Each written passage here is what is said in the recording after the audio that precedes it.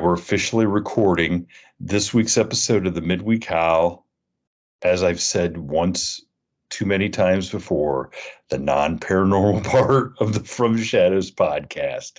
And I'm going to try to keep safe distance from the microphone because Phil tells me I'm blowing out the microphone every now and then because I talk too loud. Do you hear? Because you get excited or what? I thought I was the opposite. He couldn't hear me because I leaned back.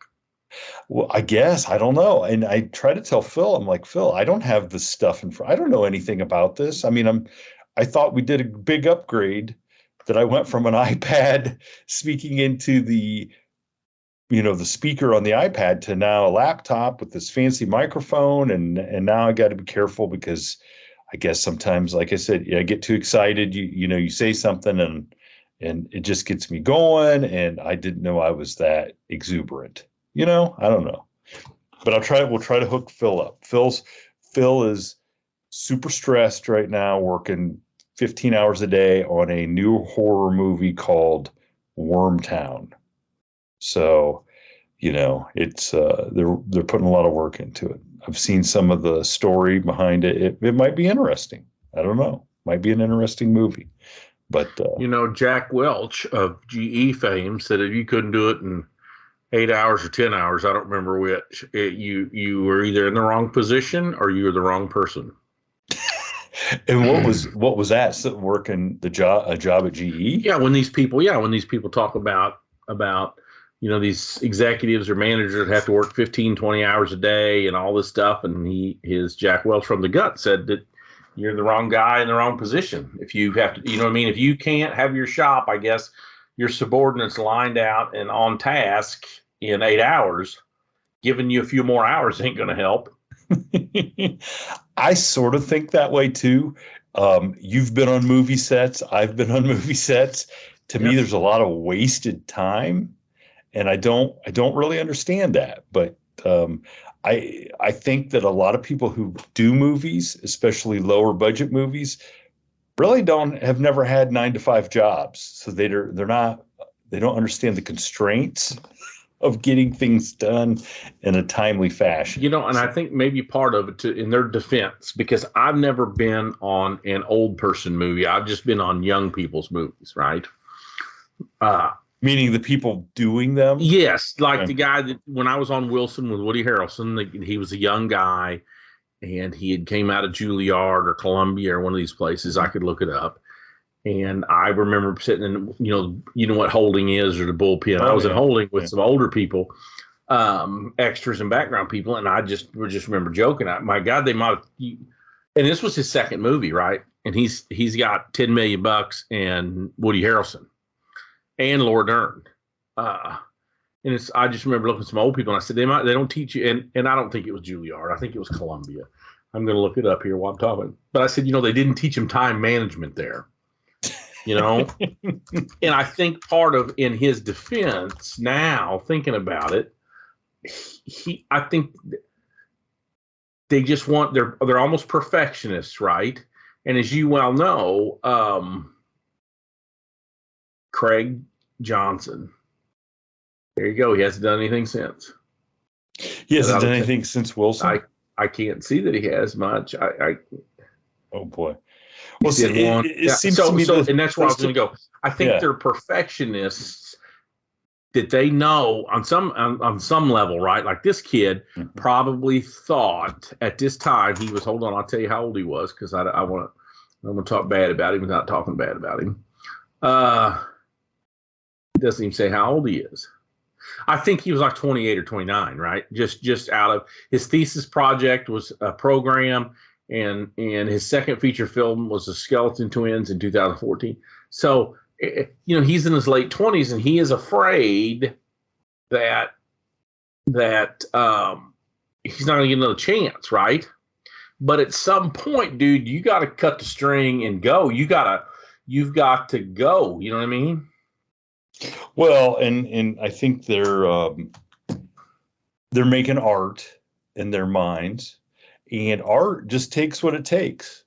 You know what I'm saying? So here, I'm going to tell you, hold on. He had a $5 million budget. And do you want to take a stab at what this thing brought in? I'll bet you out of our 10,000 listeners, 9,995 of them have never heard of that movie. No, but every once in a while you get the one. It brought in 653,951. So it did bring in 10% of its budget. So there's always that. I've never even seen it anywhere to stream that I could just watch it, to be honest. It was on Airplane, and I had all kinds of air marshal guys texting me, watching it to find me and texting me pictures of you because in I'm in two different places. I'm in the food court scene, and I'm in a scene going in.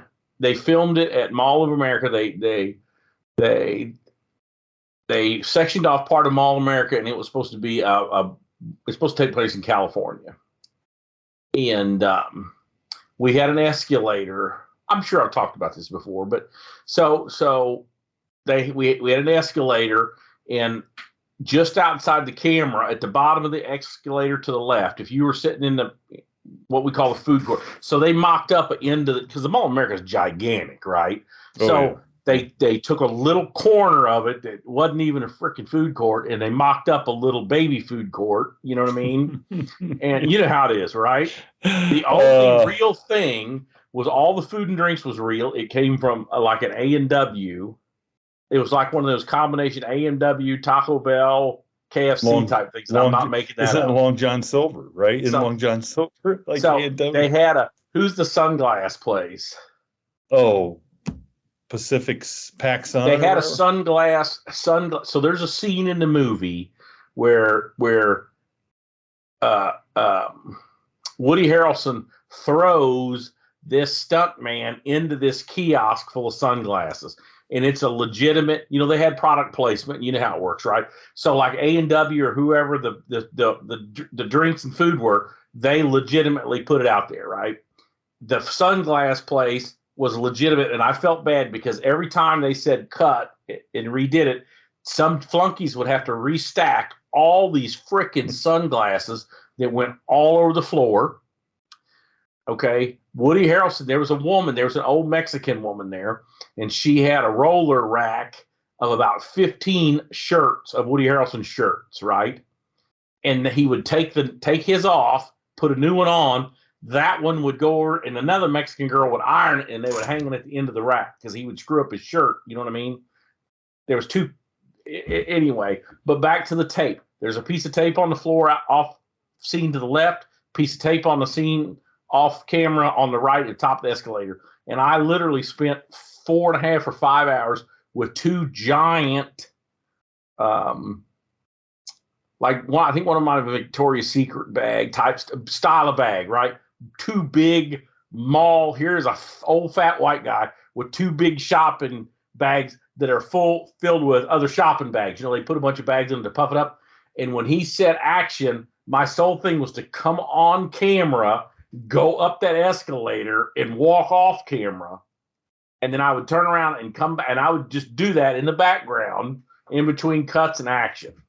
So I did that for hours. And then I had to sit in this food court, and there was probably 300 people, young people that wanted in this movie. And that's just not a realistic scene at a mall during the week, right? So they walk through holding and say, you, and they grab me, and then they keep walking. There's some old gal in her like 40s or 50s or whatever. You two, and there's an old couple in their 60s. You two are together, and they put us old people in there, and we sat. And then the people came in and they put different food items and drinks in front of you, right? So and I know I've talked about this. So we had this giant thing of chips, right? Oh yeah. So after after 15 or 20 takes, I just got to start eating the chips, man. And this gal sitting there says, "You can't eat them." And I said, "What do you mean I can't eat them?" And she goes, "They didn't tell you to eat the chips." And I was like, lady, I've been going down that freaking escalator for 5.5 hours for this guy that keeps retaking these takes. And you don't know what he's looking for, right? You just don't know what he's looking for. Because I don't think he knew what he's looking for because he's so freaked out because he's 26 years old to give him $5 million to make this movie. How did we even get on this? I don't know, but yeah, because we were talking about football. Yes, we're talking about football upstairs, and my kid face masking somebody, tennis matches, golf matches, golf matches, golf, and yeah, I don't even know how we and got. then we get into Hollywood. I don't know what happened, but that's how fast it happens here on the Howler. This is a fluid environment. Fluid environment. You got to be ready to go. I mean, look, I think it's Phil's fault because we start talking about Phil, Wormtown, and working 15 hours a day on Wormtown. So what happens in Wormtown? Did he tell you? Okay, what I know of, I'm assuming the worms are eating the bodies and stuff, or what? Well, actually, from what I know, from what I've read part of the script. It's a town in Ohio, which it's all just, they said it in Ohio, whatever. That apparently the residents of this town can only come out at night because there's worms in their bodies that if they are in the sunlight, these worms come to life and kill them, come out of their bodies to do worm stuff or what? I mean, I've only gotten so far, but there's a small group of people who only come out during the day because they're not infected, and they scavenge during the day, and then the town lives at night, and it seems to have like a religious theme to it, like these worms are tied in this setting. Well, I'm going to tell you. Go finish. I'm going to bring me back to something. Seems pretty interesting, but go ahead. They say there's no atheists in a foxhole. There's no atheist in a good horror movie either, right? Exactly. Because it will have some religion as soon as the dude with the chainsaw shows up, or in this particular. I want you to ask when you talk to him. You can talk to him tonight or tomorrow when you send him this. Ask him if he ever gets tired of doing horror stuff. Well, I think he would like to. I think he'd like to do. So what they're trying to do at this movie studio is do high concept horror. So it doesn't feel like you're doing run of the mill horror movies. So the concept is it's not narrow like, hey, there's a haunted house, you got to go spend the night, some people get killed. There's bigger messages in these movies, and the ideas are a little bit different, just like that, where I think this horror aspect of it's tied into a religious kind of feel from this community. I could be totally wrong. I'm only partway through the script. I'm going to read some more because I like to read this stuff and see, how it's written. So, but it certainly is interesting. But Phil thinks it's going good. They've got some good people working on it. So, I mean, I'm disappointed I have not got called to the set to do a scene yet, but I'm sure that's just a small oversight, right? Right. I'm sure of it. Oh my gosh. And on another note, I don't know if you saw the article that my hometown newspaper did. I did. So I thought I was going to slide by. I thought it was just going to be online. Okay. And it wasn't really going to be that big a deal in the present. But of course, now in I didn't think it was going to be in the physical newspaper. Okay. Oh, okay. So I thought it was just going to be online, digital. And so it was just going to be whoever was out in cyberspace on the internet would come across it, read it, comment, whatever. Well, we now in our hometown, the post office delivers the newspaper, which is kind of ridiculous. They just put all those, it used to be kids. People. Yeah. It used to be you kids. Have to do Amazon and the newspaper? Amazon and the newspaper. And it used to be kids on bicycles, but in the last 10, 15 years, it was adults, like that. On bicycles? No, in cars, driving around, had I'm jacking with you. I know. had the minivan. Well, there's nothing quite like watching a minivan with the door open and somebody being held in. They didn't even bother to put their seatbelt on, but somebody's got somebody wrapped around the waist holding them in, and they're throwing newspapers up on the porches. Oh my gosh. It's like this is supposed to be a kid's job. But anyway, so of course, some of the rural carriers got the newspapers first, and they started making a big deal about being on the front page, and it was kind of embarrassing. And so then, Embarrassing because you don't like being in a newspaper, or what? I mean, I don't know. It's just kind of it's embarrassing to have to talk. It's one thing for it to happen. Well, at least it was something good and not some bad stuff, right? I mean, some people you went to school with have probably been on the paper for bad stuff, haven't they? Oh yeah, but I wasn't in the mug shots for because that's what our sheriff's department does. They put up the mug shots every month, so you can get on and you can see everybody from our county on the mug shots. Let me tell you something. there's some really off-putting looking people in those mug shots. Like, I don't know how these people are alive. Like they do not look healthy. Some of them don't look human. I got to be honest. They're probably not healthy. How do they keep going? How can I don't know. Before I forget, I'm going to bring this. My brother's working in a town in North Missouri that I was a trooper in years ago, right?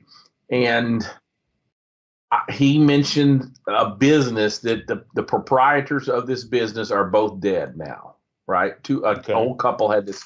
And in the conversation, I said, well, when I was working up there, everybody knew who she was because even if you didn't, when her son got arrested for a sex crime, when it finally went through court and he pled guilty or was found guilty, I don't remember, but she drove around and tried to buy every single newspaper in town so people wouldn't read about her kid being arrested. Really? And I said, why? And when my corporal was kind of explaining this to what she was trying to do, I said, why don't she just go to the newspaper and try to buy them all? And he said, she did, but they keep printing more. Because there's a demand. Yeah. Because isn't that sad? I mean, that's really sad in a lot of ways, right? Well, you got to take the good with the bad, right? I mean, I guess. I mean, you want to protect your kid, but your kid shouldn't be out doing stuff. The dude was in his 30s by this time.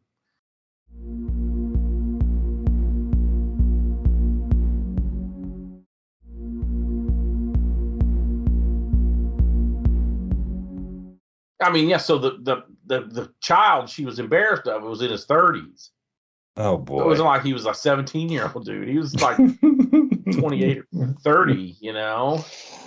Oh my goodness! So finally, at some point, you got to say, no, that's from a different one. We got the same last name, but they're from Arkansas. They moved up here. Well, I didn't try to do that. I don't even know if we even actually got a newspaper with it in. I don't even know. Christy said something. They didn't give you one? No, in the front page, it's me, Christy, and Tanya Tucker on the front page. I seen it. Yeah. Oh, I seen the online version. Yeah, I sent it to Tanya, and I said, "Hey, we made the front page." Because I was trying to figure out what Tanya Tucker was doing in your hometown, but I guess you gave them the picture.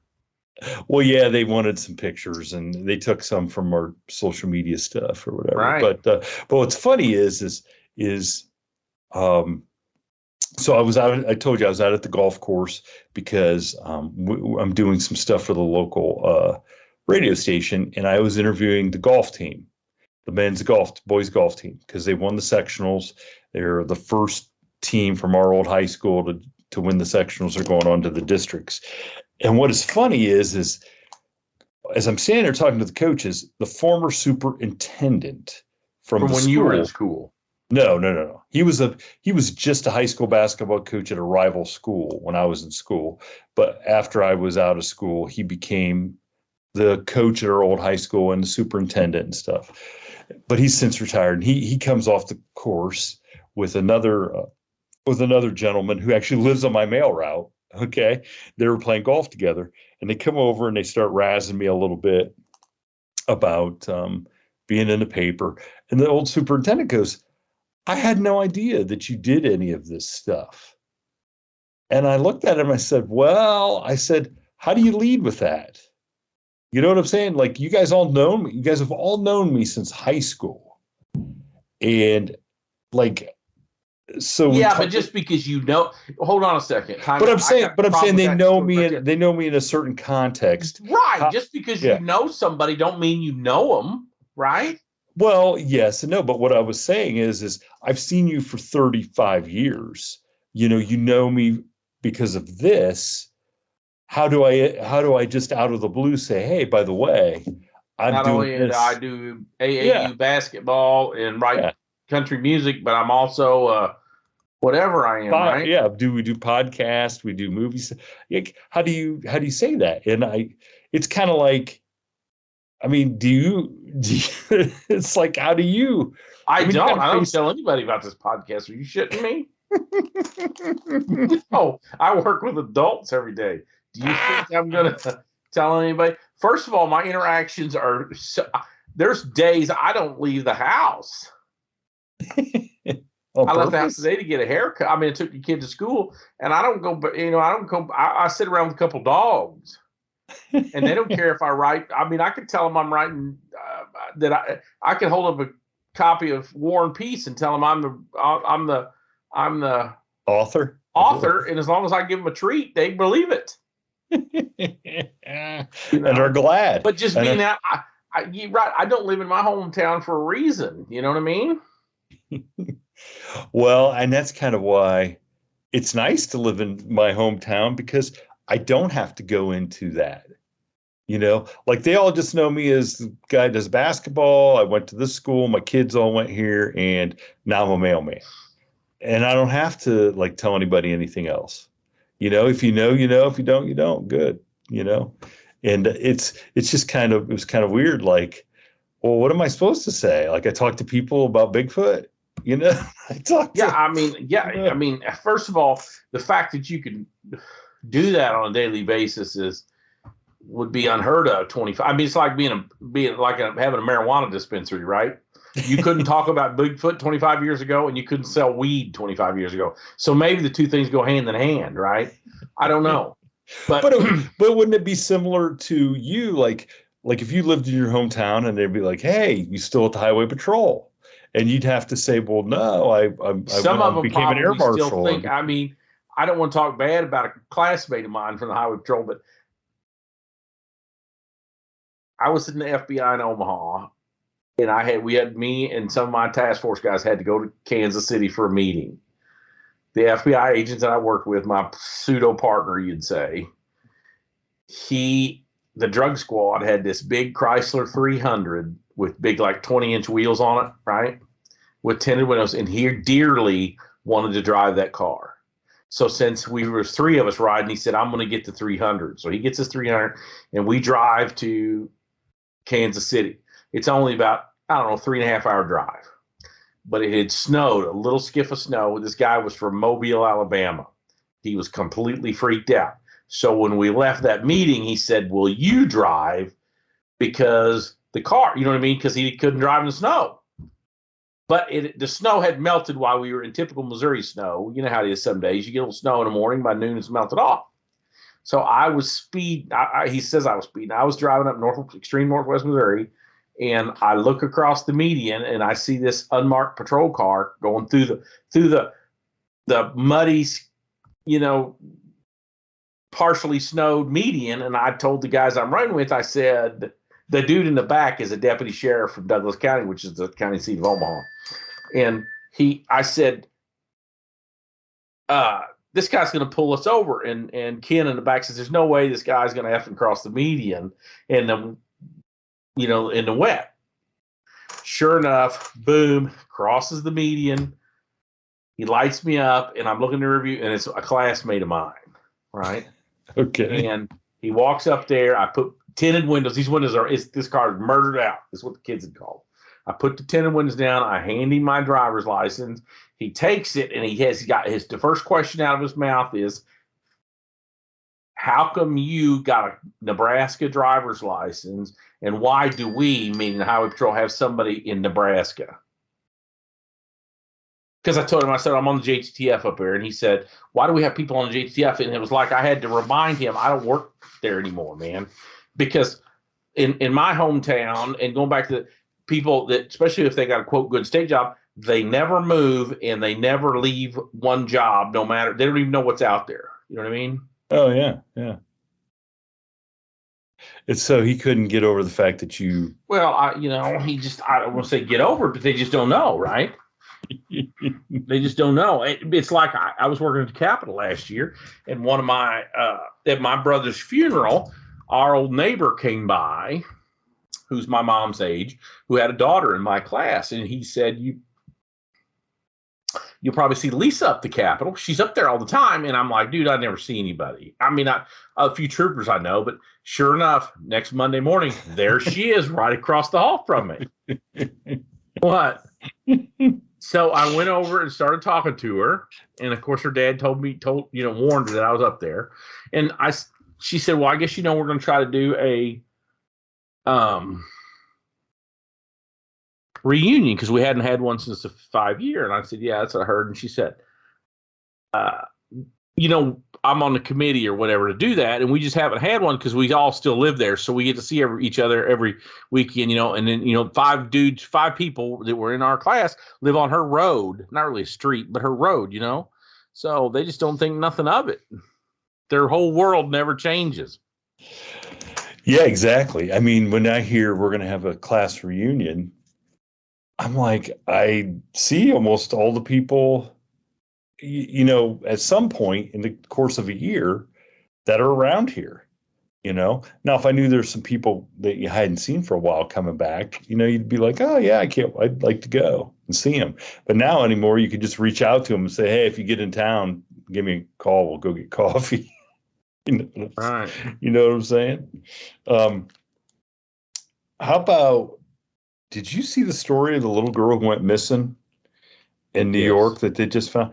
Now, and why they haven't hung that guy from a tree yet is beyond me. The 51-year-old weirdo lives in a trailer behind his mom's house or whatever. Yeah, I don't know how. I quit reading the article because once it said 51-year-old dude that had to live in a camper behind his mother's house or whatever. There's certain things rare, you know what I mean? A lot of times I'm kind of against the death penalty even on murder cases, because a lot of times a dude kills somebody else because at the time they thought they needed it. You know what I mean? If you're killing random people, you should probably face the death penalty. But like if you and the judge had some kind of falling out and there was some honor involved and he killed you or you killed him, well, I could see where you could kind of forgive that, maybe give you one of you 20 years or something, right? Mm-hmm. But these child crimes where your 11-year-old girl is abducted off her bicycle, there's no reason that dude didn't face the end within, maybe give 60 minutes to draw a crowd so everybody can see what's going to happen and end it. Now, I know you didn't want to go off on that tangent, so go ahead. Well, but did you see what the guy did? In addition, like how they caught him? No. This is okay. The break in the case came around 4:30 a.m. Monday when the suspect drove to the little girl's parents' home and put a ransom note in the mailbox. Oh, I did see a ransom thing, but I didn't read about it. He literally drove up to the family's mailbox, assuming they were not at home, the investigator said. And they correct. Watched it. Now, hasn't he seen every cop movie when your kid gets kidnapped? The house is full of freaking cops. I don't know, but it said, of course, the parents weren't there. But they said the family's home was being monitored by state police, but the officers had actually been sent to another call in the area. So he did actually drop it off somehow with blind, stupid luck at the exact moment the parents weren't there and the state police got called away. But he was dumb enough. He was too dumb He He was on the left ring camera or something. he left fingerprints. He didn't use a glove, so I they don't, left fingerprints. And so they identified the fingerprints left on the note belonging to 47-year-old Craig Nelson Ross Jr. And he wasn't living in a trailer. He was living in a camper. Right, So behind his mom's trailer or something, right? He didn't have. Oh my gosh! But here's the part. So here's the part that really got me was so they rode back to the house, and the girl, 9 years old, wanted to ride around the block one more time on her own. I mean, I'm sorry. Like we would have done that when I was a kid, but you can't let your kid do that anymore for some reason, you know?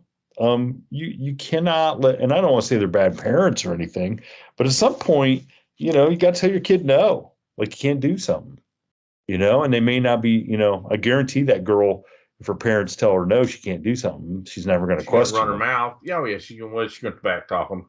I mean, I've seen these people back talk their parents at some of these tennis matches, and it's just like our bad mouth the coach. This team they're playing yesterday, this little girl back talking their coach. I just wanted to just smack the piss out of her. Well, isn't the fact that you're out there playing tennis kind of indicate that you might be a little more elite than the average person? I'm just asking. That's what I did. That's what I did love about last night, because not only did they have the districts going on the tennis courts, but there's about a 12-foot path that separates the outfield fence for the girls softball, because we have a baseball field for the baseball players and a softball field for the softball players. Okay. Mm-hmm. So there's a chain link fence, which is the fence for the softball, and it's got those green, you know, that plastic they like zip tie on there so you can't see completely, you know what I'm saying?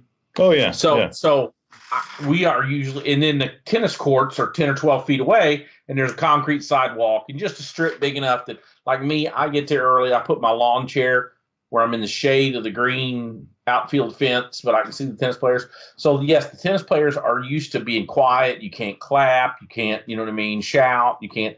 And the softball match was going on, districts were going on behind us.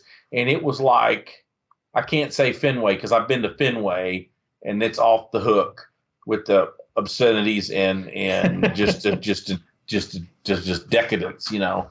It's, you know, how did Fenway Park is. How did the high school tennis players deal with it? Some of them couldn't deal with it. Yes, some of these girls could not deal with the tink of the bat and the crazy, you know, some of these softball players can buck a bail, you know what I'm saying? And their voice carries. And when they run the bases and they get safe or they make a point or something, I mean, they can carry themselves and whatever else they want to pick up away. You know, mm-hmm. There was one of them, and I shouldn't even say this, but I'm going to, right? There was one of them. So us on a varsity tennis, they take the top 6 girls, right? Yeah. So there was the first baseman and the girl that was running the first base. So they were both, she was safe on first, and the first baseman was standing beside her. You know what I mean? How that would look. Okay. Yeah. That first base outweighed our entire varsity tennis squad. Thank you for tuning in to this week's episode of the From the Shadows podcast. Until next time, never shy away from the darkness or what may be lurking in the shadows. We are out.